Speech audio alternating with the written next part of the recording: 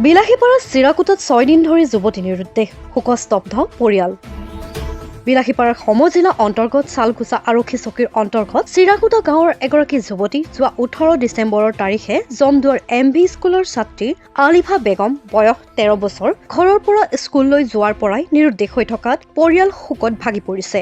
জানিব পৰা মতে চিৰকুটা গাঁৱৰ বাসিন্দা শাহিনুৰ হকৰ জীয়ৰী আলিফা বেগম যোৱা 18 ডিচেম্বৰৰ পৰা নিৰুদ্দেশ হৈ আছে। পিছে সময় বাগৰৰ লগে লগে পৰিয়ালৰ লোকে যুৱতীগৰাকীক লৈ শংকিত হৈ বিভিন্ন স্থানত বিচাৰিবলৈ লয়।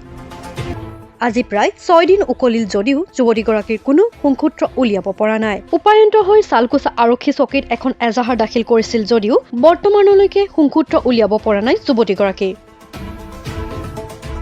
কোনোবাই যদি যুৱতীগৰাকীৰ সন্ধান পায় 9101555452 মোবাইল নম্বৰত যোগাযোগ কৰিবলৈ দৰিদ্ৰ পৰিয়ালটোৱে কাটৰ অনুৰোধ জনাইছে। স্কুলত গৈছিল, স্কুলৰ পৰা 10টাৰ পৰা নাহোৱা হৈছে। মই এতিয়া চালকুচা থানাত এজাহাৰ দিছো, মোৰ কোনো দায়িত্ব নাই, কোনো মোক বিচাৰি ওলাই দেয় নাই। কি জনাব? তোমাক জানাও, মই এতিয়া মোৰ সোনকালে মোৰ ছোৱালীজনক লাগে। মোক মোর ভাগিন আলিফা বেগম, বাপের নাম শাহিনুর হক, জমদুয়ার পাবলিক ME স্কুলত 18 তারিখে গৈছিলে। তাই তারপরা নির্দেশ হয়ে আছে। আমি এইটো চালকুচা আরক্ষী থানাত এটা এজাহার কপি দিওঁ।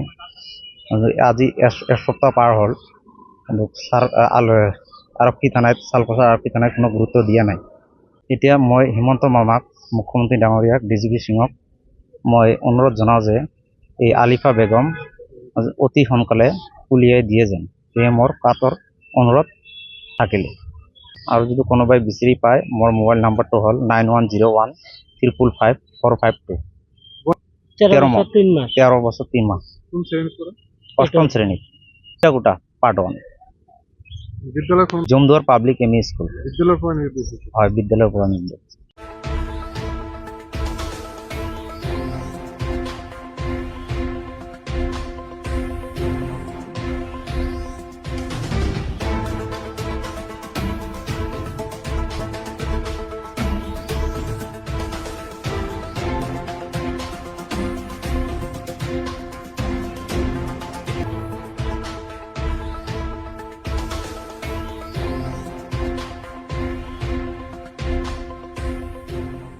বিলাসীপাৰাৰ পৰা Abdul মজিদৰ report, my news NE।